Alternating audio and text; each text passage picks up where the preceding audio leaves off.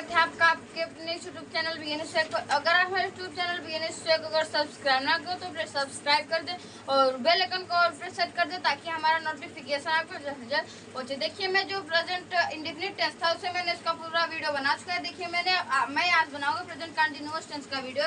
देखिए present continuous tense जो है प्रेजेंट कंटिन्यूअस टेंस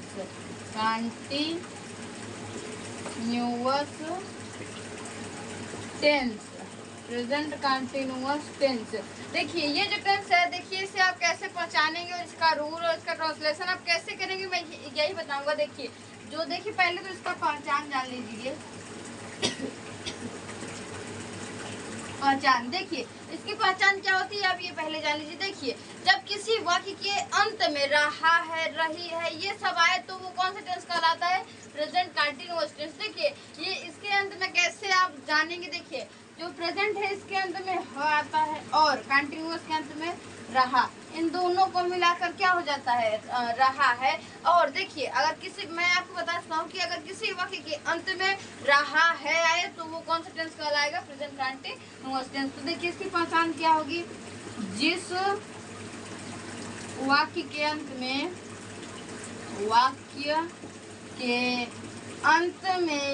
जिस वाक्य के अंत में रहा है, रही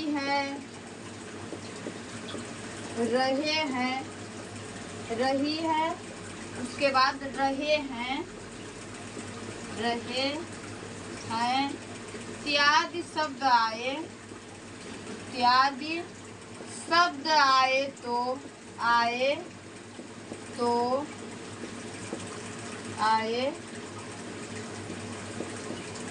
तो वह प्रेजेंट कंटिन्यूअस टेंस कहलाता है। प्रेजेंट कंटिन्यूअस टेंस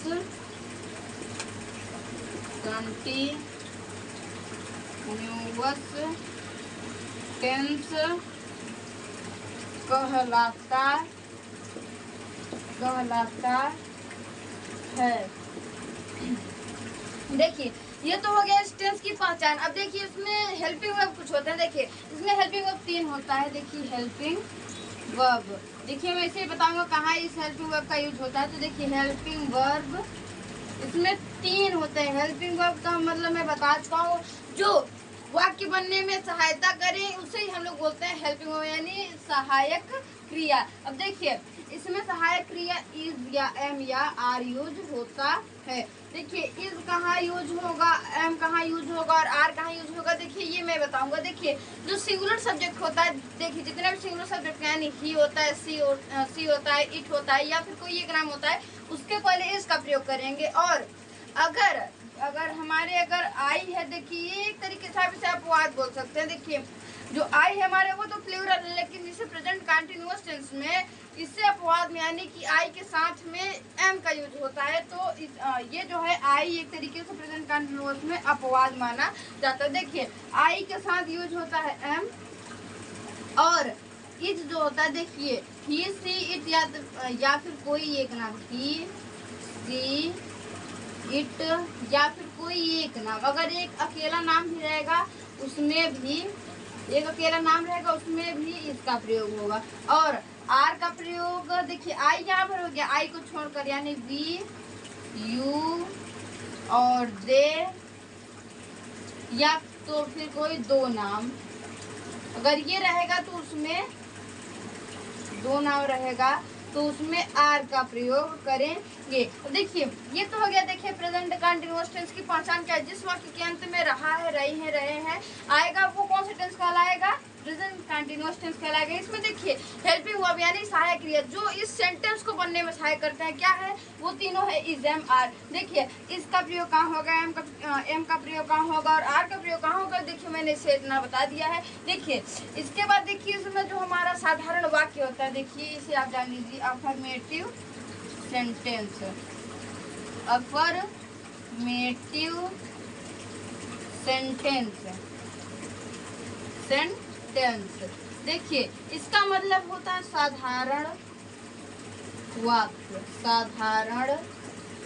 वाक्य। देखिए साधारण वाक्य, ये देखिए ये कैसा ये जो है अफर्मेटिव सेंटेंस और साधारण वाक्य, ये क्या होता है ये आप जान लीजिए। देखिए जिस वाक्य में नहीं नहीं हो और प्रश्नवाचक शब्द नहीं हो यानी प्रश्नवाचक वाक्य नहीं हो, उसे हम लोग बोलते हैं अफर्मेटिव सेंटेंस। देखिए अफर्मेटिव का मतलब होता है कोई सेंटेंस है वो एकदम सिंपल से तरीके में लिखा हो, उसमें ना नहीं हो ना क्वेश्चन मार्क वर्ड यानी प्रश्नवाचक शब्द भी ना हो। अगर वो सब नहीं है तो वो कौन सा सेंटेंस कहलाता है? अफर्मेटिव सेंटेंस, यानी एकदम साधारण वाक्य। तो देखिए इसकी पहचान होती है, पहचान ये आप जानते रहिए क्योंकि ये सब आपको समझने की बातें हैं। मैं इसलिए लिखवा रहा हूँ जिससे आप समझ जाइए और ये समझ कर आप याद रखेंगे, जिससे आपको कभी भी दिक्कत नहीं होगी, कंफ्यूजन नहीं होगा। देखिए तो इसकी पहचान है, जिस वाक्य के बीच में, जिस वाक्य में, देखिए वाक्य में आप लिख सकते हैं, जिस वाक्य में नहीं या प्रश्नवाचक शब्द, प्रश्नवाचक, देखिए मैंने आपको बता दिया प्रश्नवाचक का मतलब होता है जो प्रश्न किया जाए, अगर उसका उत्तर मिले अगर उसका उत्तर मिल जाए वो हो जाता है प्रश्नवाचक शब्द यानी प्रश्नवाचक शब्द। देखिए यहाँ पर है, जिस वाक्य में नहीं या प्रश्नवाचक शब्द न आए तो वह अफर्मेटिव सेंटेंस कहलाता है। अफर्मेटिव सेंटेंस कहलाता है, सेंटेंस कहलाता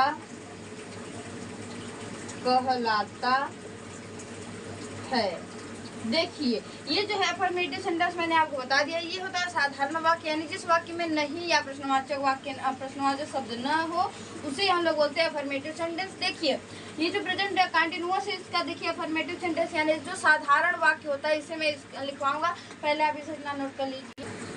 देखिए इसके बाद जो हमारा होता है अफर्मेटिव सेंटेंस, देखिए मैंने आपको बता दिया। देखिए जिस वाक्य के अंत में या बीच में अगर नहीं या प्रश्नवाचक शब्द ना आए उसे हम लोग बोलते हैं अफर्मेटिव सेंटेंस। देखिए इसका रूल होता है, रूल यानी कि प्रेजेंट कंटिन्यूअस में जो अफर्मेटिव सेंटेंस होता है उसका रूल। देखिए इसमें रूल होता है हमारा सब्जेक्ट। देखिए जो हमारा सब्जेक्ट क्या क्या होता है, देखिए सब्जेक्ट में आता है हमारा ही, सी, इट या तो कोई एक नाम, या देखिए ये हमारा सिंगुलर सब्जेक्ट है और प्लूरल सब्जेक्ट में देखिए आई आएगा। देखिए ये हमारा जो प्रेजेंट कंटिन्यूअस में से अपवाद बोला जाता है। क्यों बोला जाता है? क्योंकि देखिए इसके साथ जब एम लगता है तो देखिए इसकी जो गिनती होती है इसकी प्लूरल में गिनती नहीं होती। देखिए ये एक तरीके से अलग माना जाता है। देखिए सिंगुलर ये होता है, प्लूरल वी यू दे या तो कोई दो नाम होता है और इसे हमेशा अपवाद में रखा जाता है। देखिए तो इसके बाद हमारा प्लूरल सब्जेक्ट है वी यू दे या तो कोई दो नाम। देखिए ये है हमारा प्लूरल सब्जेक्ट और ये है हमारा सिंगुलर सब्जेक्ट। देखिए इसी को हम लोग पूरा बना दिया है। देखिए सब्जेक्ट केवल इसे बोल रहे हैं, देखिए इसी को हम लोग बोल रहे हैं केवल सब्जेक्ट। अब देखिए हमें पता है कि इसके पहले, देखिए हमें पता है कि इसके पहले इसका प्रयोग करते हैं, इसके पहले इसका प्रयोग, इसके पहले एम का प्रयोग और इसके पहले आर का प्रयोग, इसके पहले आर का प्रयोग। देखिए ये मैंने आपको पहले ही बता दिया है। देखिए इसी को हम लोग पूरे को बोलते हैं केवल सब्जेक्ट। देखिए सब्जेक्ट के बाद अगर साधारण वाक्य है तो साधारण वाक्य के जस्ट बाद देखिए हमारा helping verb is am are आता है। देखिए सब्जेक्ट के बाद यानी कर्ता के बाद हमारा helping verb is am are आता है। इसके बाद देखिए जैसे ही आपको देखिए यहाँ पर हेल्पिंग वर्ब लिख देना, उसके बाद तुरंत आपको कुछ नहीं करना है। वर्ब यानी जिसे हम लोग मेन वर्ब बोलते हैं, मेन वर्ब इससे बोलते हैं। देखिए मान लीजिए मैं एक उदाहरण ले रहा हूँ, जैसे वह जा रहा है। देखिए ये प्रेजेंट कंटिन्यूअस का उदाहरण है क्योंकि देखिए अंत में रहा है आ रहा है यानी ये कौन सा टेंस होगा? Present continuous tense. अब देखिए यहाँ पर हमारा सब्जेक्ट क्या है, देखिए इसे आप अभी मैं देखिए ट्रांसलेशन कराते समय इसे बताऊंगा। देखिए हमारा ये देखिए जो जा है, देखिए साहब ये इसमें किसका सेंस बता रहा है? ये जाना का। देखिए इसके अंत में क्या आ रहा है? ना। देखिए जिसके भी जिस वाक्य के यानी आप बोल सकते हैं जिस शब्द के अंत में ना आए उसे ही हम लोग बोलते हैं मेन वर्ब। अब देखिए ये है हमारा वर्ब, आप बोलिए चाहे मेन वर्ब बोलिए। देखिए मेन वर्ब के ये देखिए ये फर्स्ट फॉर्म है, क्योंकि देखिए जो फर्स्ट फॉर्म यूज होता है इसमें हम लोग क्या जोड़ते हैं प्लस आईएनजी फॉर्म। देखिए इसमें अगर हम लोग आईएनजी जोड़ देंगे तो ये देखिए हमारा, आप चाहे इसमें आप बोले वर्ब का फर्स्ट फॉर्म में आईएनजी फॉर्म या तो मेन वर्ब का फर्स्ट फॉर्म में आईएनजी फॉर्म। देखिए अगर आप इसे भी लिखते हैं तब भी आपको गलत नहीं होगा, क्योंकि देखिए जो हमारा जाना है ये हमारा मेन वर्ब है। क्योंकि मैंने आपको इसके पहले वीडियो में बता चुका हूँ कि देखिए अगर जिस शब्द के अंत में ना आए या जिस जब कभी भी कोई शब्द है उसके अंत में अगर ना आएगा तो वो हमेशा मेन वर्ब कहलाता है। और हेल्पिंग वर्ब को मैंने आपको बता ही दिया कि जमार होता है, वाज वेयर, यानी बहुत सारे हैं। वो तो आपको मेरा जो वर्ब का वीडियो से उसमें आप देखेंगे तो उसमें मैं पूरा बताया हूँ। देखिए ये हो गया। अब यहाँ पर देखिए जो रूल है हमारा, देखिए सब्जेक्ट के जस्ट बाद होता है हमारा हेल्पिंग वर्ब। उसके बाद देखिए हमारा तुरंत हमें चले जाना है मेन वर्ब यानी वर्ब पर। उसके बाद वर्ब में हमें क्या जोड़ना है आईएनजी, वर्ब में हमें आईएनजी जोड़ना है। उसके बाद देखिए जो हमारा ऑब्जेक्ट होगा ऑब्जेक्ट लिखेंगे, उसके बाद ईटी से हमारा जो ईटी से हम लोग लिख देंगे। देखिए ये तो हो गया हमारा एक तरीके से। देखिए ये रूल हो गया। इससे ट्रांसलेशन कैसे बनाएंगे, मान लीजिए देखिए यही हमारा एक ट्रांसलेशन है, वह जा रहा है। देखिए वह यानी सब्जेक्ट क्या है हमारा वह। अब देखिए ये लड़का है लड़की हमें अंत में बताता है। देखिए अंत में रहा यानी वो लड़के का सेंस बता रहे, तो यहाँ पर इसकी मीनिंग क्या लिखी जाएगी ही।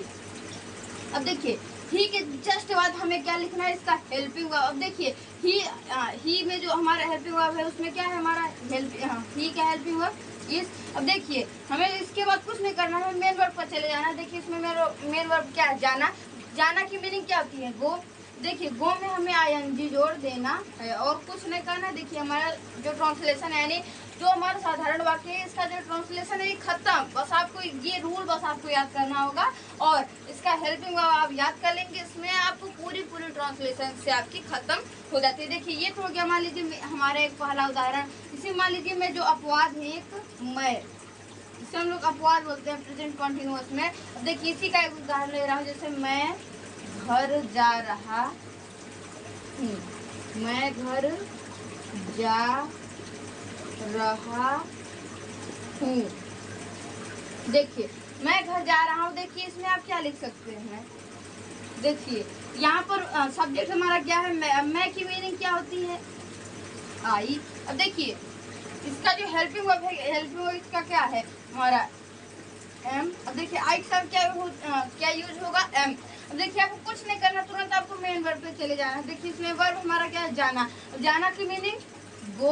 अगर प्रेजेंट कॉन्टिन्यूअस रहेगा तो इसमें हम लोग आईएनजी फॉर्म जोड़ देंगे। अब देखिए यहाँ पर हमारा ऑब्जेक्ट क्या है हमारा घर, तो यानी यहाँ पर क्या हो जाएगा टू द होम। अब देखिए इसमें मैं आपको पहले देखिए ट्रांसलेशन इसे बताऊंगा। देखिए जैसे मेरा टेस्ट पूरा खत्म हो जाएगा तो मैं इसके बाद में प्रीपोजिशन और जो प्रोनाउन ये सब बच्चे हैं हमारे ये सभी का मैं वीडियो बनाऊंगा। तो देखिए तो मैं तो पहले यहाँ पर टेंस का वीडियो बना रहा हूँ। इसके ये जैसे ही खत्म होगा इसके बाद में जस्ट जो प्रीपोजिशन है प्रोनाउन है एडजेक्टिव एडवर्ब ये सब का वीडियो बनाऊंगा। अब देखिए ये तो हो गया हमारा दो यहाँ पर उदाहरण हो गया। एक प्लूरल का उदाहरण ले रहा हूँ, जैसे हम घर में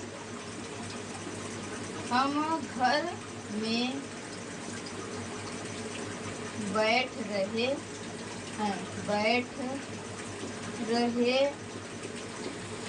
हैं। देखिए ये हो गया। देखिए इसमें हमारा सब्जेक्ट क्या है, देखिए सब्जेक्ट हमारा हम है। अब हम की मीनिंग क्या होती है वी।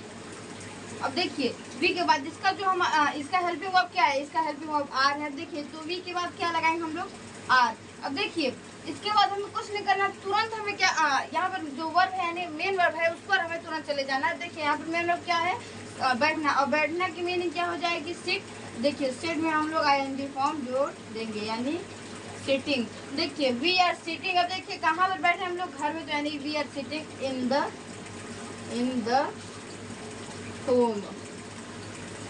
द होम ये हो गया। देखिए मैंने जो हमारा अफर्मेटिव का रूल है और देखिए यहाँ पर ये इसमें किसका यूज होता है और ये मैंने उदाहरण को भी हल करा दिया, इसे नोट कर लीजिए। फिर देखिए इसके बाद जो हमारा आता है नेगेटिव यानी नेगेटिव। देखिए इसे आप क्या बोलते हैं नेगेटिव।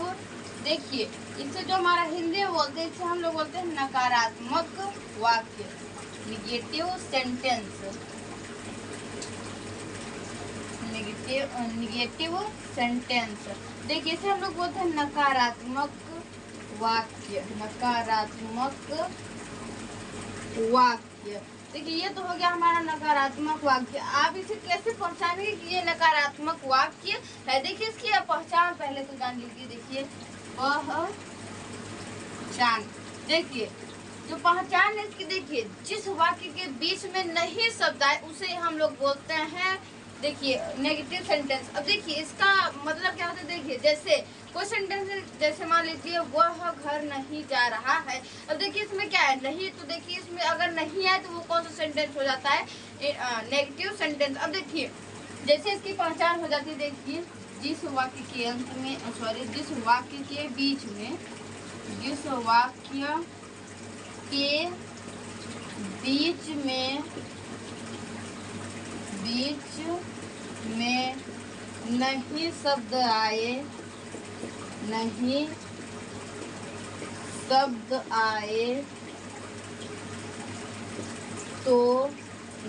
आए तो वह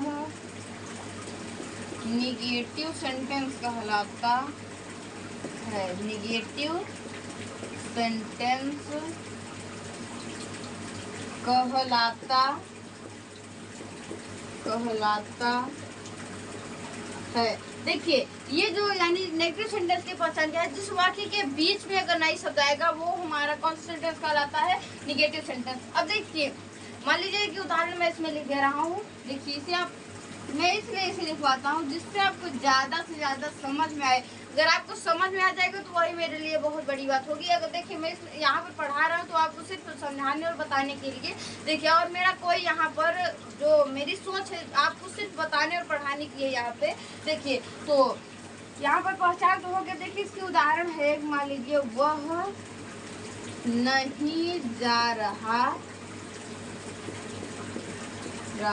है। देखिए इसमें जो हमारा ये उदाहरण है, देखिए ये हमारा प्रेजेंट कॉन्टिन्यूअस का भी और इसमें देखिए नेगेटिव का भी है। यानी देखिए नहीं है, यानी ये कौन सा हो गया? निगेटिव हो गया। यहाँ पर देखिए रहा है तो ये प्रेजेंट कॉन्टिन्यूअस टेंस हो गया। अब देखिए यहाँ पर इसका जो रूल होता है प्रेजेंट कॉन्टिन्यूअस का नेगेटिव सेंटेंस, देखिए आप कैसे, मान लीजिए कोई ट्रांसलेशन आपको बोल दिया वह नहीं घर जा रहा, तो उससे आप कैसे बनाएंगे? इसी को हम लोग बोलते हैं, देखिए रूल। देखिए जो इसका रूल है यहाँ पर, रूल, देखिए रूल हमारा यहाँ पर सब्जेक्ट, मैंने आपको सब्जेक्ट बता दिया है क्या क्या होता है। देखिए इज मार्क मैंने आपको पहले ही बता दिया इसके। तो देखिए रूल है हमारा सब्जेक्ट प्लस हेल्पिंग वर्ब इसके बाद आएगा। सब्जेक्ट का ध्यान समझिएगा। देखिए हेल्पिंग वर्ब हमारा क्या है? Is, am, are. अब देखिए सब्जेक्ट है, सब्जेक्ट के जस्ट बाद हमारा हेल्पिंग वर्ब अगर बीच में अगर नहीं रहेगा, देखिए नेगेटिव सेंटेंस में तो ये जाहिर सी बात है अगर नहीं रहेगा, तो इसमें देखिए हेल्पिंग वर्ब के जस्ट बाद यहाँ पर हमें क्या लगाना है? नॉट।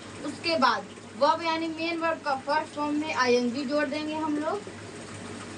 उसके बाद ऑब्जेक्ट रहेगा तो ऑब्जेक्ट लिखेंगे। उसके बाद जो हमारा रहेगा इटीसी उसे हम लोग लिख देंगे। देखिए ये तो हो गया हमारा रूल इसका। अब देखिए आप इससे कैसे आप बनाएंगे, देखिए ये जान लीजिए। देखिए ये तो हो गया हमारा ये इसका रूल है। देखिए मान लीजिए मैं एक उदाहरण ले रहा हूँ, जैसे इसमें 3 उदाहरण लूँगा क्योंकि देखिए एक सिंगुलर का और एक जो आई है हमारा अपवाद और जो एक प्लूरल है उससे हम लोग इसमें उदाहरण लेंगे। अब देखिए एक मान लीजिए एक मैं उदाहरण ले रहा हूँ, जैसे वह नहीं खा रहा है। देखिए इसी सेंटेंस में हमारा जो देखिए रूल है इसी में सब हमारा आता है। देखिए जैसे मान लीजिए, देखिए इसमें हमारा सब्जेक्ट हमें नहीं पता, कैसे आप पता करेंगे? मान लीजिए जैसे एक क्वेश्चन है पेड़ से पत्ते गिरे, तो इसमें देखिए सब्जेक्ट ज़्यादा से ज़्यादा लोग बोलेंगे उसमें कि अधिक लोग बोलेंगे कि उसमें पेड़ हमारा सब्जेक्ट है, लेकिन नहीं, अगर आप उसमें कौन से क्वेश्चन करेंगे कौन गिरता है तो जाहिर सी बात उसमें क्या आएगा हमारा आंसर? पत्ते। तो उसमें हमारा पत्ते हमारा सब्जेक्ट होता है। देखिए तो इसी में अगर आपको सब्जेक्ट नहीं समझ में आ रहा है तो उसमें आप कौन से क्वेश्चन कर दे। देखिए तो कौन खा रहा है? वह। अब देखिए वह लड़का है कि लड़की, यहाँ पर अंत में स्वयं ही बताएगा। देखिए वह एक लड़का है क्योंकि देखिए यहाँ पर रहा यानी वो लड़की का सेंस बता रहे, तो यहाँ पर वह की मीनिंग क्या हो जाएगी? ही। अब देखिए ही के जस्ट बाद हमें क्या लगाना है? Helping verb. ये है हमारा हेल्पिंग वर्ब। हेल्पिंग वर्ब क्योंकि मैंने इसे पहले ही बता दिया है, सहायक क्रिया। इसके बिना हमारा जो ये प्रेजेंट कॉन्टिन्यूअस का नेगेटिव सेंटेंस या हमारा पूरा टेस्ट जो है बिना हेल्पिंग वर्ब के नहीं बन सकता। देखिए पास्ट इंडेफिनिट को छोड़कर बाकी सब, क्योंकि पास्ट इंडेफिनिट में हमारा अफर्मेटिव में केवल उसमें सेकंड फॉर्म यूज होता है, उसमें हमारा जो है केवल पास्ट इंडेफिनिट के अफर्मेटिव सेंटेंस में उसमें हमारा जो हेल्पिंग वर्ब है उसमें यूज नहीं होता। देखिए तो वो तो अभी आगे इसमें मैं बताऊंगा। देखिए ये जो है यहाँ पर वह है, देखिए ये सब्जेक्ट हमारा ही। देखिए हेल्पिंग वर्ब इसमें क्या यूज होता है, इज। देखिए नहीं है तो यहाँ पर तुरंत हमें क्या लगाना है, नॉट। अब देखिए इसमें हमें मेन वर्ब पता करना है। देखिए ये जो खा लिखा है यानी इसका सेंस क्या बन रहा है, खाना। अब देखिए खाना की मीनिंग क्या होती है, देखिए हमें पता है। देखिए दो टाइप के खाना होते हैं। देखिए एक खाना फूड वाला होता है और एक होता है खाना ईट वाला। देखिए उसमें स्वयं ही बताया रहेगा, जैसे वह खाना नहीं खा रहा है। देखिए तो जो खाएगा वो देखिए वो किसका सेंस बता रहा है, खाना का, यानी वो खाता है। ये आपको अलग से ही समझ में आएगा। देखिए तो इसकी मीनिंग क्या लिखी जाएगी, ईट।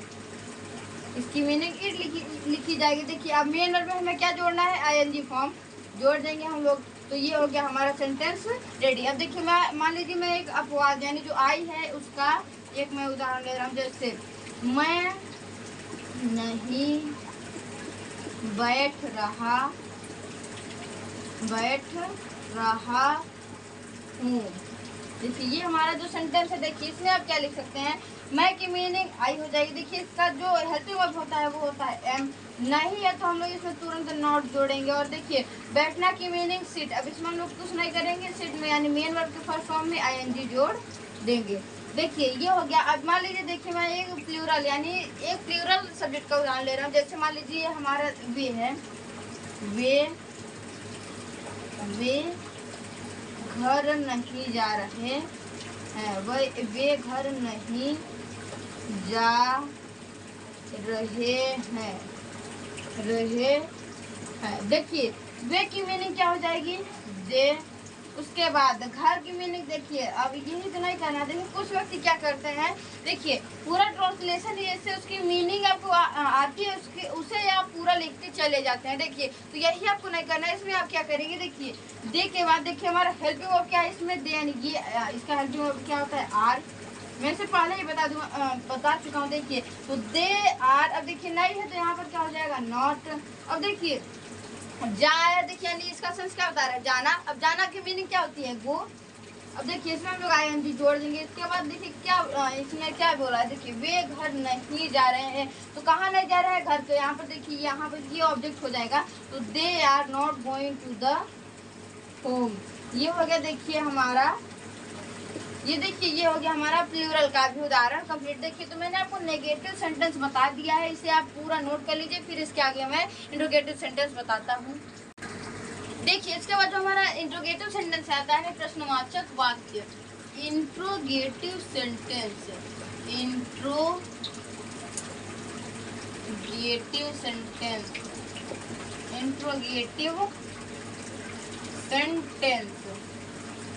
देखिए इससे कौन सा सेंटेंस बोलते हैं ये जान लीजिए। अब देखिए प्रश्नवाचक वाक्य,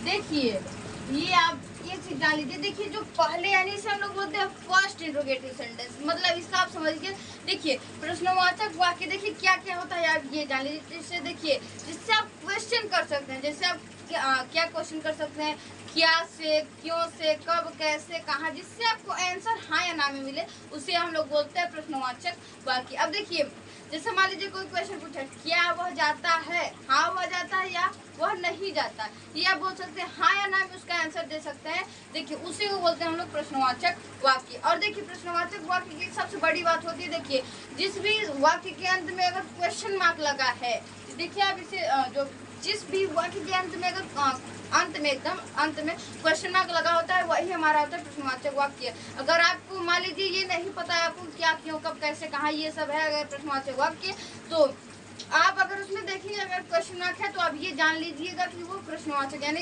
इंट्रोगेटिव सेंटेंस है। अब देखिए इसकी पहचान क्या होती है, पहचान। देखिए इसे हम लोग बोलते हैं फर्स्ट इंट्रोगेटिव सेंटेंस। देखिए इसे हम लोग बोलते हैं फर्स्ट इंट्रोगेटिव सेंटेंस। इसका मतलब जैसे देखिए क्या, क्यों, क्यों, कब, कैसे, कहाँ, यानी प्रश्नवाचक वाक्य, ये सब यानी प्रश्नवाचक शब्द, ये सब अगर क्वेश्चन यानी जो वाक्य रहेगा उसके अगर पहले आएगा तो वो कौन सा सेंटेंस कहलाता है, इंट्रोगेटिव सेंटेंस। यानी जैसे मान लीजिए एक मैं उदाहरण ले रहा हूँ, जैसे क्या वह घर जा रहा है। देखिए क्या ये जो क्या है, ये क्या है हमारा प्रश्नवाचक वाक्य। अब देखिए क्या जो हमारा प्रश्नवाचक वाक्य ये पहले आया तो इसी को हम लोग बोलते हैं फर्स्ट इंट्रोगेटिव सेंटेंस। अगर क्वेश्चन मार्क वर्ड यानी प्रश्नवाचक वाक्य ये अगर पहले आएगा तो वो हमारा फर्स्ट इंट्रोगेटिव सेंटेंस कहलाता है। देखिए तो इसकी पहचान क्या होती है, जिस वाक्य के पहले प्रश्नवाचक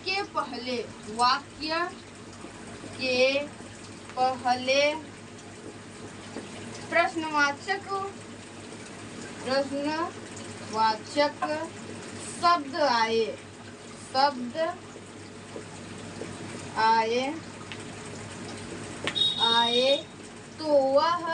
तो वह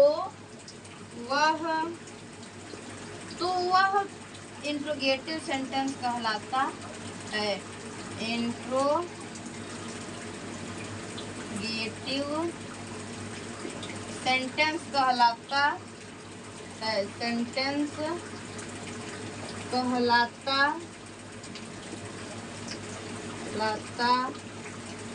है, देखिए वो कौन सा सेंटेंस कहलाएगा, वो इंट्रोगेटिव सेंटेंस कहलाएगा। कब, जब वाक्य के पहले, किसी भी वाक्य के पहले प्रश्नवाचक शब्द पहले आ जाए। देखिए तो सिर्फ हम लोग बोलते हैं इंट्रोगेटिव सेंटेंस। देखिए इसका रूल होता है, रूल क्या होता है ये आप जान लीजिए। देखिए इसमें वो कुछ भी नहीं करना है, बस आपको हेल्पिंग वर्ब पहले ला देना है, बस आपको और कुछ नहीं करना है। देखिए इसमें आपको क्या करना है, हेल्पिंग वर्ब। देखिए इसमें क्या होता है हमारा इज एम आर।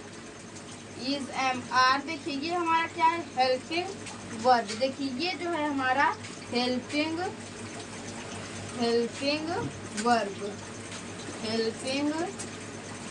वर्ब। ये अगर हमारा पहले आ गया, देखिए ये अगर क्या क्यों कब यानी प्रश्नवाचक वाक्य यानी फर्स्ट इंट्रोगेटिव सेंटेंस अगर पहले आ गया तो उसमें आपको कुछ नहीं करना है, बस आपको एग्जाम यानी हेल्पिंग वर्ब पहले लाना है। उसके बाद जस्ट सब्जेक्ट लिखना है और सब्जेक्ट के बाद अगर देखिए नहीं रहेगा, अगर नहीं रहेगा तो आपको तुरंत इसके बाद सब्जेक्ट के जस्ट बाद नोट लगाना है। अगर उस वाक्य यानी जो इंट्रोगेटिव फर्स्ट है अगर इसमें नहीं है तो आपको बस क्या करना है, इस्तेमाल के बाद सब्जेक्ट के बाद तुरंत आपको मेन वर्ब पर चले जाना है। मेन वर्ब के फर्स्ट फॉर्म में तुरंत आपको आईएनजी जोड़ देना है और अगर ऑब्जेक्ट है तो ऑब्जेक्ट लिखेंगे और उसके बाद जो भी बचेगा उसे लिखने के बाद सबसे जरूरी चीज क्या है, हमारा क्वेश्चन मार्क। अगर आपका कितना भी सेंटेंस जो है अगर आप ट्रांसलेशन कितना भी पढ़ा गया आप उसे करने में आप अगर वो प्रश्नवाचक यानी फर्स्ट इंट्रोगेटिव या इंट्रोगेटिव सेंटेंस जिसे बोलते हैं अगर वो रहेगा और अगर आप क्वेश्चन मार्क उसमें लगाना नहीं, अगर उसमें आप क्वेश्चन मार्क नहीं लगाएं तो वो आपको पूरा सेंटेंस जो होगा ट्रांसलेशन होगा वो पूरा गलत हो जाएगा। तो जो हमारा क्वेश्चन मार्क है इससे आपको जरूर याद रखना है। देखिए तो क्वेश्चन मार्क अगर आप नहीं लगाए तो आपको पूरा ट्रांसलेशन गलत हो जाएगी, ये आप अपने दिमाग में एकदम अच्छे से बैठा लीजिए। अब देखिए रूल हमारा क्या है, अगर इंट्रोगेटिव सेंटेंस रहेगा फर्स्ट इंट्रोगेटिव यानी क्या कि कब अगर पहले आया यानी प्रश्नवाचक वाक्य अगर पहले आया तो इसमें आप क्या करेंगे, हेल्पिंग को पहले लिखेंगे। उसके बाद सब्जेक्ट अगर नहीं रहेगा तो उसमें नोट लगाएंगे, अगर नहीं रहेगा तो नोट नहीं लगाएंगे। उसके बाद मेन वर्ब के फर्स्ट फॉर्म में आईएनजी और उसके बाद ऑब्जेक्ट, उसके बाद क्वेश्चन मार्क सबसे जरूरी चीज है। देखिए आप कहीं अगर हेल्पिंग वर्ब या मेन वर्ब जो है इसमें अगर आप गलती भी कर देते हैं, अगर एग्जामिनर है जो अगर आपके ट्रांसलेशन में क्वेश्चन मार्क दे गया यानी अगर वो प्रश्नवाचक वाक्य होगा तब जब क्वेश्चन मार्क देखिएगा तो वो आपको पहले ही भाप जाएगा कि हाँ ये पढ़ने वाला बच्चा है, इसे पूरा नंबर दो। ये देखिए तो ये जो है क्वेश्चन मार्क ये बहुत ज़्यादा जरूरी है लगाना, अगर ये नहीं लगाएंगे तो वो तुरंत काट देगा आपको कितना भी ट्रांसलेशन सही रहेगा। अब देखिए ये तो हो गया हमारा रूल। अब मान लीजिए मैं इसी में देखिए एक उदाहरण ले रहा हूँ, जैसे उदाहरण में देखिए मैं इसमें दो उदाहरण लूंगा। पहला तो देखिए इंट्रोगेटिव का, दूसरा इंट्रोगेटिव नेगेटिव, जिसे आप इंट्रोगेटिव नेगेटिव भी बोल सकते हैं। जिसे आप देखिए अगर बीच में नहीं है तो नहीं का मतलब क्या होता है, नेगेटिव। तो क्या से शुरू अगर बीच में नहीं भी है तो यानी इंट्रोगेटिव नेगेटिव होगा।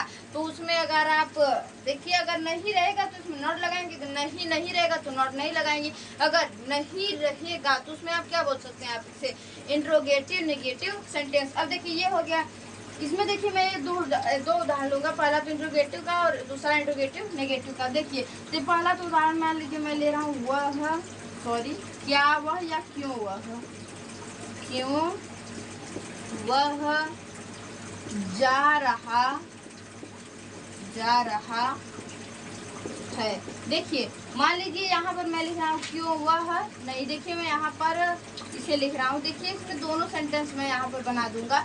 नहीं रहेगा तो नॉट जोड़ना है, अगर नहीं रहेगा तो नॉट नहीं जोड़ना है। देखिए तो देखिए क्यों है यानी देखिए क्वेश्चन मार्क यानी प्रश्नवाचक शब्द जो होता है इसमें क्या क्यों कब कैसे कहाँ ये सब पूरे आते हैं। तो अगर क्या क्यों कब यानी प्रश्नवाचक शब्द से अगर स्टार्टिंग हो उसकी तो हमें क्या लिखना है, उसकी हेल्पिंग वर्ब। अब देखिए इसमें हेल्पिंग वर्ब यानी क्या है, देखिए हमारा सब्जेक्ट क्या है इसमें वह है। अब देखिए यह लड़का है लड़की यहाँ पर अंत में बता देगा, लेकिन इसमें हमें हेल्पिंग वर्ब में लड़का और लड़की की जरूरत नहीं होती। देखिए तो इसमें यहाँ पर क्यों की मीनिंग क्या लिखी जाएगी, इज। अब देखिए वह लड़का है कि लड़की, देखिए अब यहाँ पर अंत में स्वयं ही बता रहा है कि लड़का है, क्योंकि देखिए इसमें लड़के का सेंस बता रहा है। देखिए इज ही, अब क्या हो जाएगा अगर देखिए जाना की मीनिंग क्या है, देखिए अभी मैं नहीं वाला साइड में करूंगा। देखिए यहाँ पर जा है, देखिए यानी इसमें आपका क्या सेंस बन रहा है, जाना। अब जाना की मीनिंग क्या हो जाएगी, गो। जाना की मीनिंग गो। अब आपको कुछ भी नहीं करना है, मेन वर्ब के फर्स्ट फॉर्म में आईएनजी तुरंत आपको जोड़ देना है। देखिए बस आपको कुछ भी नहीं करना है। अगर इसमें अगर बीच में नहीं रहेगा तो आप क्या करेंगे, इज लगाएंगे यानी हेल्पिंग वर्ब, उसके बाद आपको सब्जेक्ट लिखना है। और सब्जेक्ट के अगर नहीं है तो सब्जेक्ट के जस्ट बाद यानी तुरंत आपको क्या लिखना है, नॉट। अब देखिए उसके बाद हमारा जो मेन वर्ब है, मेन वर्ब हमारा गो है, गो में हम लोग आईएनजी फॉर्म जोड़ देंगे। ये हो गया। मान लीजिए मैं एक दूसरा उदाहरण ले रहा हूँ जो अपवाद यानी मैं है, इसे इसका एक उदाहरण ले रहा हूँ। जैसे मान लीजिए है इसमें क्या मैं मान लीजिए मैं ले रहा हूँ, देखिए क्योंकि ये प्रश्नवाचक वाक्य प्रश्नवाचक शब्द है यानी इसमें इंट्रोगेटिव सेंटेंस, तो इसमें हम लोग क्या से यानी प्रश्नवाचक वाक्य वाले सेंटेंस हम लोग लेंगे इसमें। देखिए तो यहाँ पर क्या हो जाएगा, क्या मैं पढ़ रहा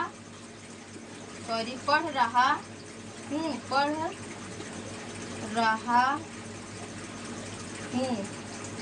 देखिए अब यहाँ पर अगर मान लीजिए नहीं है, या मैं नहीं पढ़ रहा हूँ, यहाँ पर मान लीजिए यहाँ पर देखिए मैं क्वेश्चन में इसलिए लगा रहा हूँ, अगर रहेगा तो नॉट लगाएंगे, अगर नहीं रहेगा तो उसमें हम लोग कुछ नहीं करेंगे। देखिए क्या की मीनिंग देखिए इसमें क्या लिखी जाएगी, हेल्पिंग वर्ब हमें पहले लिखना है। देखिए मैं जो है इसकी मीनिंग क्या होती है, आई। अब देखिए आई का हेल्पिंग वर्ब क्या है हमारा, एम। अब देखिए तो एम के बाद आपको तुरंत सब्जेक्ट पे जाना, सब्जेक्ट क्या है हमारा आई। अब देखिए यहाँ पर नहीं तो हमें देखिए इसमें ये मैं बाद में कराऊंगा। देखिए तो इसमें हमारा मेन वर्ब क्या है, मेन वर्ब हमारा है पढ़ना। अब देखिए पढ़ना की मीनिंग क्या होती है, रीड। अब देखिए हमें कुछ नहीं करना, मेन वर्ब के फर्स्ट फॉर्म में आईएनजी फॉर्म जोड़ना जरूरी है एकदम अच्छे से। देखिए हम लोग एक गलती और करते आ रहे हैं, देखिए यहाँ पर हमें क्वेश्चन मार्क लगाना सबसे जरूरी चीज है। आप चाहे ट्रांसलेशन करें चाहे आपको हिंदी में लिखा हो, वो हमें सबसे जरूरी है क्वेश्चन मार्क लगाना। अब देखिए यहाँ पर हो जाएगा आई एम रीडिंग, उसके बाद तुरंत अब क्या लगाना है, क्वेश्चन मार्क। अब देखिए इसी का हम लोग क्या बना सकते हैं, देखिए दूसरा यानी अगर नहीं रहेगा तो यहाँ पर क्या हो जाएगा, एम हो जाएगा। उसके बाद देखिए एम के बाद तुरंत हमें सब्जेक्ट क्या है हमारा आई। अब देखिए अगर नहीं है तो इसमें सब्जेक्ट के तुरंत बाद क्या लगाएंगे हम लोग, नॉट। अब देखिए यहाँ पर क्या है, रीडिंग यानी देखिए यहाँ पर तो ऑलरेडी बताया मेन वर्ब हमारा क्या है, रीड। और रीड में हम लोग आईएनजी जोड़ देंगे तो ये हो जाएगा रीडिंग। देखिए ये हो गया। अब ये तो देखिए मैंने आपको अपवाद वाले तक का देखिए इसमें उदाहरण बता दिए। देखिए इसके बाद जो हमारा प्लूरल का जो उदाहरण है, मान लीजिए यहाँ पर मैं ले रहा हूँ क्या तुम आ रहे हो, क्या तुम आ रहे हो। देखिए क्या तुम आ रहे हो, देखिए इसमें ट्रांसलेशन क्या बन सकता है, देखिए क्या है आर लगाएंगे। उसके बाद देखिए हमें कुछ नहीं लिखना है, सब्जेक्ट लिखेंगे, सब्जेक्ट क्या है हमारा यू। देखिए आना की मीनिंग क्या हो जाएगी, कम। अब देखिए यहाँ पर आईएनजी जोड़ेंगे, देखिए ई हट जाएगा तो यहाँ पर क्या हो जाएगा, आर यू कमिंग। अब देखिए अगर नहीं रहेगा तो सब्जेक्ट के जस्ट बाद हम लोग नोट जोड़ देंगे। देखिए मैंने आपको फर्स्ट इंट्रोगेटिव जो है यानी प्रश्नवाचक वाक्य अगर पहले शुरुआत में रहेगा और अगर बीच में नहीं भी आ गया तो उसको मैंने यहाँ पर बता दिया, आप इसे नोट कर लीजिए, फिर इसके आगे मैं बताता हूँ। देखिए इसके बाद जो हमारा इंट्रोगेटिव सेकेंड यानी आप इसे आप बोल सकते हैं double interrogative sentence, double interrogative sentence.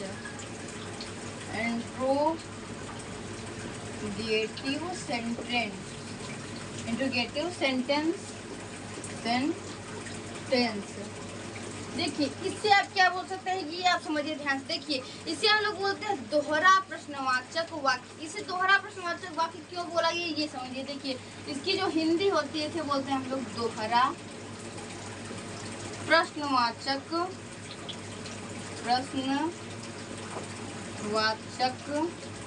वाक्य। देखिए, इसका जो मतलब होता है वो आप जान लीजिए। देखिए, इसका मतलब होता है, देखिए क्या क्यों कब, यानी प्रश्नवाचक वाक्य जो होता है वो हमेशा बीच में आए। देखिए, यहाँ पर जो प्रश्नवाचक वाक्य यानी दोहरा वाक्य जो होता है इससे आप समझ लीजिए। यानी देखिए, जब प्रश्नवाचक वाक्य अगर बीच में आएगा उसी हम लोग बोलते हैं दोहरा प्रश्नवाचक वाक्य। देखिए, इसका कहने का मतलब ये होता है, इसमें आप दो टाइप में आंसर दे सकते हैं। जैसे मान लीजिए क्वेश्चन, मान लीजिए एक उदाहरण ले रहा हूँ, जैसे मैं वह क्यों जा रहा है। देखिए, उसका कोई कारण होगा, जैसे देखिए उसका कोई कारण तो होगा। और प्रश्नवाचक वाक्य का मतलब उसमें होता है कि हाँ या ना में आंसर देना। और इसमें देखिए दोहरा जुड़ गया, यानी ये जो प्रश्नवाचक वाक्य है ये बीच में गया तो उसमें आपको किसी ना किसी का कारण बताना होता है, तो इसी को बोलते हैं हम लोग दोहरा प्रश्नवाचक वाक्य। तो देखिए ये होता है, देखिए इसकी पहचान जान लीजिए आप। पहचान, देखिए इसकी पहचान होती है जब प्रश्नवाचक वाक्य अगर बीच में आए तो उसी हम लोग बोलते हैं दोहरा प्रश्नवाचक वाक्य, यानी डबल इंट्रोगेटिव सेंटेंस। अब देखिए इसमें होगा, देखिए इसकी पहचान जिस वाक्य के बीच में, जिस वाक्य के, देखिए यही तो आपको ध्यान से देखना। देखिए, इंट्रोगेटिव में हमारा क्या था, जिस वाक्य के पहले प्रश्नवाचक वाक्य है, लेकिन इसमें है जिस वाक्य के बीच में, जिस वाक्य के बीच में प्रश्नवाचक शब्द आए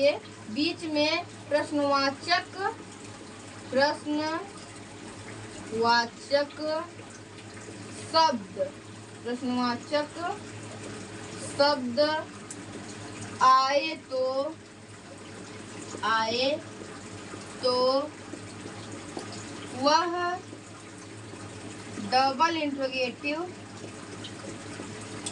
वह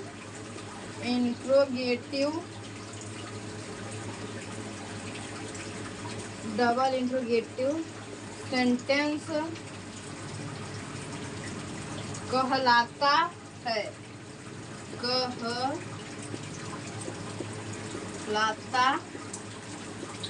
है। देखिए, अगर जिस वाक्य के बीच में अगर प्रश्नवाचक शब्द आएगा तो उसे हम लोग बोलते हैं डबल इंट्रोगेटिव सेंटेंस। देखिए, जैसे मान लीजिए इसमें मैं आपको बता चुका हूँ कि इसे डबल इंट्रोगेटिव इसलिए बोला गया क्योंकि इसमें आपको आंसर देना होता है, कि उसमें आपको कारण बताना होता है। अगर आप कारण, जिसमें देखिए मान लीजिए कोई क्वेश्चन था, मान लीजिए यही क्वेश्चन है वह क्यों जा रहा है, तो इसका कोई कारण होगा तभी तो वो जा रहा है। यानी अगर जिसमें आप जो भी सेंटेंस में अगर आप कारण बताएंगे उसे हम लोग बोलते हैं डबल इंट्रोगेटिव सेंटेंस। अब देखिए इसका रूल होता है, देखिए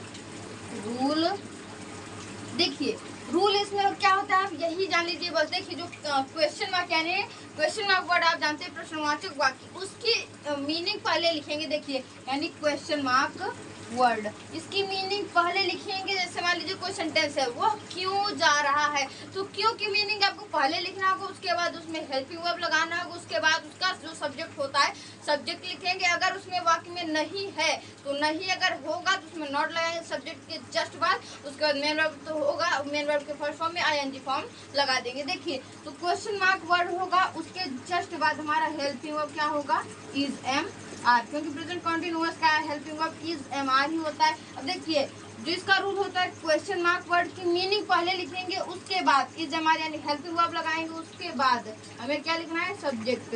अगर उसके बाद नहीं है, देखिए इसे मैं क्वेश्चन में लिए लिख रहा हूँ कि अगर नहीं होगा तब आप इसे नोट लगाएंगे, अगर नहीं होगा तो उसमें और नोट नहीं लगाएंगे। अब देखिए, क्वेश्चन मार्क वर्ड है, इसके बाद हेल्पिंग वर्ब हो जाएगा, उसके बाद सब्जेक्ट, उसके बाद नॉट, उसके बाद तुरंत आपको क्या लिखना है, मेन वर्ब के फर्स्ट फॉर्म में आपको तुरंत लगाना है आईएनजी फॉर्म। उसके बाद देखिए, अगर जो ऑब्जेक्ट होगा ऑब्जेक्ट लिखेंगे, उसके बाद जो हमारा ईटीसी होगा उससे लिख देंगे, जो बचा रहेगा उसके बाद हमें क्वेश्चन मार्क लगाना सबसे ज़्यादा जरूरी है। क्वेश्चन मार्क वर्ड लगाना, क्योंकि मैं आपको बता चुका हूँ अगर एग्जामिनर आपको क्वेश्चन देख लिया और आपका अगर वो ट्रांसलेशन नहीं देखा तभी आपको वो पूरा नंबर देखेगा। अगर उसमें आप कोई गलती भी करेंगे लेकिन अगर आप क्वेश्चन मार्क लगाए हैं तो वो समझे कि हाँ देखिए बच्चा पढ़ने में ठीक है, क्योंकि देखिए वो बारीक चीज यानी क्वेश्चन मार्क का वो ध्यान दिया है, यानी कि वो बच्चा बहुत पढ़ने में सही है। अब देखिए यहाँ पर ये हो गया। इसके बाद देखिए मैं एक उदाहरण ले रहा हूँ, जैसे उदाहरण में है उदाहरण। देखिए पहले तो मैं डबल इंट्रोगेटिव का लूंगा और डबल इंट्रोगेटिव मतलब मैं बता दिया हूँ कि अगर बीच में नहीं रहेगा तो इसे हम लोग नेगेटिव बोलेंगे। अब देखिए यहाँ पर उदाहरण हम लोग क्या ले सकते हैं, देखिए जैसे वह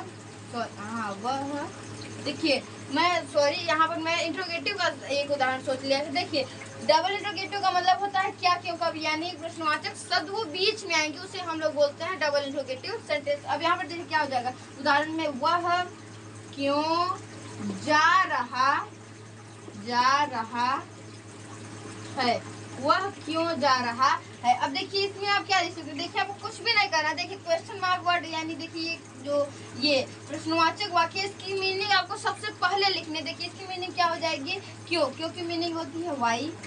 देखिए इसे हम लोग क्वेश्चन मार्क वर्ड इसलिए बोलते हैं क्योंकि देखिए ये जो होता है वाई, देखिए जो प्रश्नवाचक वाक्य होते हैं सभी में आप देखेंगे तो डब्ल्यू से स्टार्ट होगा।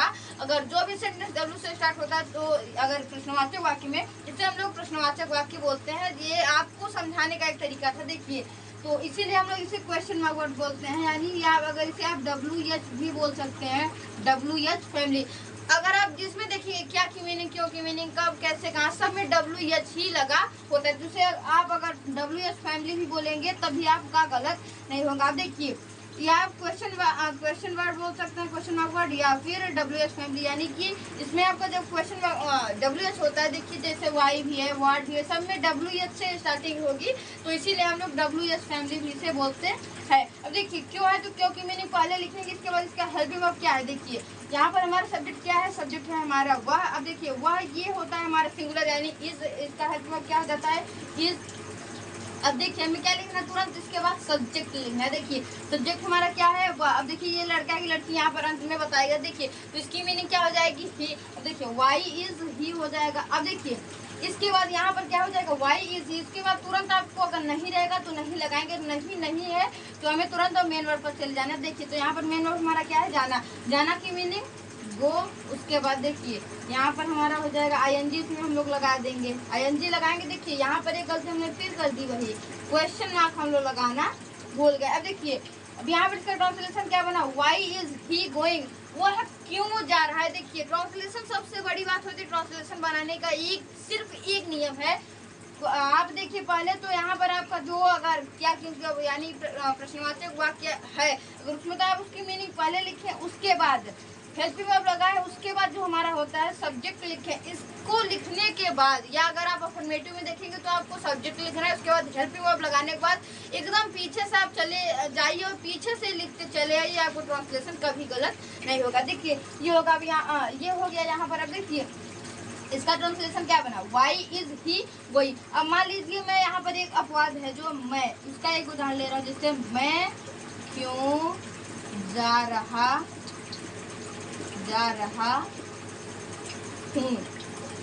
देखिए यहाँ पर क्वेश्चन मार्क लगा रहेगा। देखिए तो यहाँ पर इसकी मीनिंग क्या लिखी जाएगी, क्यों। देखिए क्यों है तो क्यों की मीनिंग क्या होगी, वाई। अब देखिए जो मैं है, मैं यानी आई, इसका जो मीनिंग होती है मैं की आई होती है। अब आई के साथ हम लोग किसका हेल्पिंग वर्ब हमारा क्या है, सॉरी एम, तो आई के साथ एम। देखिए यहाँ पर क्या हो जाएगा, वाई एम। अब सब्जेक्ट हमारा क्या है, आई। अब देखिए वाई एम आई। अब यहाँ पर हमारा क्या हो जाएगा, जाना की मीनिंग गो। अब यहाँ पर देखिए ING हम लोग जोड़ देंगे, यही हमारा हो जाएगा आंसर। अब देखिए इसके बाद जो हमारा प्लूरल है, देखिए प्लूरल का एक उदाहरण है और जो हमारे नेगेटिव के 3 उदाहरण है, इसे आगे बताऊंगा। आप पहले तो इसे इतना नोट कर लीजिए। देखिए इसके बाद जो मैंने आपको एक प्लूरल का उदाहरण देखिए जो बताया था, प्लूरल का उदाहरण मान लीजिए मैं ले रहा हूँ, तुम क्यों जा रहे हो, तुम क्यों जा रहे हो। अब देखिए ये हो गया है, मान लीजिए हमारे ट्रांसलेशन है। देखिए जो हमारा क्यों यानी क्वेश्चन मार्क वर्ड है, ये देखिए इसे हम लोग इसकी मीनिंग पहले लिखेंगे, कब, जब क्वेश्चन मार्क वर्ड बीच में रहेगा तब। अब देखिए क्यों की मीनिंग क्या होती है, वाई। अब देखिए वाई यहाँ पर लिखेंगे। इसके बाद देखिए जो हमारा यू है सॉरी तुम है, यानी इसकी मीनिंग क्या होती है? यू हमारा क्या है? प्लूरल सब्जेक्ट, यानी प्लूरल सब्जेक्ट में हमारा क्या हेल्पिंग वर्ब यूज होता है? आर। देखिए तो यहाँ पर क्या हो जाएगा? Why are. अब देखिए हमारा सब्जेक्ट क्या है? हमारा सब्जेक्ट है यू। देखिए नहीं, इसमें देखिए नहीं है, देखिए इससे जो नहीं वाला उदाहरण होगा इसे मैं नीचे कराऊंगा। अब देखिए अब यहाँ पर तुरंत आपको क्या करना है? मेन वर्ब पर चले जाना है। मेन वर्ब क्या है हमारा? गो, यानी जाना। अब इसमें आएंगे हम लोग जोड़ देंगे, उसके बाद क्वेश्चन मार्क लगाना सबसे जरूरी है, इसे हम लोग लगा देंगे। देखिए ये तो क्या हमारा जो डबल इंट्रोगेटिव का सेंटेंस का ये उदाहरण हो गया। देखिए जो डबल इंट्रोगेटिव नेगेटिव सेंटेंस यानी इसके बीच में नहीं भी आए उसे हम लोग देखिए उसका उदाहरण, जैसे मान लीजिए है वह क्यों नहीं जा रहा है, वह क्यों नहीं जा रहा है। देखिए इसमें क्यों भी आया और नहीं भी आया, यानी दोनों बीच में होगा, तो इसे हम लोग क्या कौन सा सेंटेंस बोल सकते हैं? Double interrogative negative sentence. अब देखिए क्यों बीच में, तो इसकी मीनिंग हम लोग पहले लिखेंगे, तो क्यों की मीनिंग क्या हो जाएगी? वाई। अब देखिए वाई यहाँ पर हो जाएगा। अब इसके बाद देखिए हमें क्या लिखना है? इसके बाद देखिए जो हमारा सब्जेक्ट है इसी के अनुसार हमारा हेल्पिंग वर्ब आता है। तो देखिए सब्जेक्ट हमारा सिंगुलर है तो इसका हेल्पिंग वर्ब क्या हो जाएगा? इज। तो इज। देखिए इसके बाद जो हमारा सब्जेक्ट है यहाँ पर मान लीजिए मैं यहाँ पर रही बना दिया, यानी ये किसका सेंस बता रहा है? ये लड़की का सेंस बता रहा है, यानी जो वह की मीनिंग क्या हो जाएगी इसमें? सी। देखिए तो यहाँ पर क्या हो जाएगा? Why is C. अगर नहीं है, देखिए इसमें नहीं है तो सब्जेक्ट के जस्ट बाद हमें क्या लिखना है? नॉट। अब देखिए इसके बाद जो हमारा मेन वर्ब है, ये मेन वर्ब हमारा क्या है? गो। इसमें हम लोग आईएनजी जोड़ने के बाद क्वेश्चन मार्क लगाना नहीं भूलेंगे। देखिए ये हो गया जो हमारा अपवाद है, यानी मैं।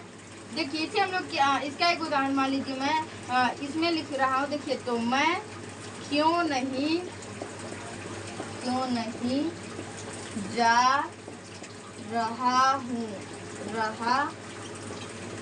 देखिए ये जो देखिए मैंने आपको बता दिया, इसमें अगर डबल इंट्रोगेटिव नेगेटिव इसीलिए बोला जाता है क्योंकि इसमें आपको कारण कुछ ना तो कुछ बताना होगा। अगर जिस क्वेश्चन में अगर आपको कारण बताना होगा तो वही होगा हमारा डबल इंट्रोगेटिव सेंटेंस, या अगर उसमें नहीं रहेगा तो डबल इंट्रोगेटिव नेगेटिव सेंटेंस होता है वही। अब देखिए इसमें क्यों है तो क्यों की मीनिंग पहले लिखेंगे वाई हो जाएगी। अब देखिए वाई के बाद तुरंत आप क्या लिखेंगे? इसका जो देखिए हेल्पिंग वर्ब है, मैं का हेल्पिंग वर्ब यानी आई का हेल्पिंग वर्ब एम होता है। देखिए इसके बाद आपको क्या लिखना है? तुरंत सब्जेक्ट हमारा क्या है? आई। नहीं है देखिए तुरंत सब्जेक्ट के बाद हमें नॉट लिखना है। देखिए हमारा जो मेन वर्ब है वो है, इसमें हम लोग आईएनजी लगाने के बाद क्वेश्चन मार्क कभी नहीं भूलेंगे। अब देखिए ये हो गया हमारा। इसके बाद देखिए जो प्लूरल का हमारा है उदाहरण मान लीजिए है तुम क्यों नहीं जा रहे हो। देखिए ये हो गया हमारा एक उदाहरण। अब देखिए इसमें क्यों है, देखिए बीच में क्यों है, इसकी मीनिंग हम लोग क्या करेंगे? पहले लिखेंगे। तो क्यों की मीनिंग क्या हो जाएगी? वाई। अब देखिए क्यों की मीनिंग वाई। अब इसके बाद देखिए जो हमारा इसमें हेल्पिंग वर्ब है वो है आर। इसके बाद देखिए यू नहीं है, इसके जस्ट बाद हम लोग क्या लगाएंगे? नॉट। अब देखिए मेन वर्ब हमारा क्या है? गो। इसमें हम लोग आईएनजी जोड़ेंगे, उसके बाद हम लोग क्वेश्चन मार्क लगाना कभी नहीं भूलेंगे। देखिए मैंने आपको जो डबल इंट्रोगेटिव है, डबल इंट्रोगेटिव नेगेटिव, इसका भी देखिए मैंने उदाहरण यहाँ तक करा दिया आपको, आप इसे नोट कर लीजिए। देखिए आज मैंने आपको जो प्रेजेंट कंटिन्यूअस टेंस है, देखिए प्रेजेंट कंटिन्यूअस टेंस में मैंने आपको देखिए अफर्मेटिव सेंटेंस बताया, यानी साधारण वाक्य।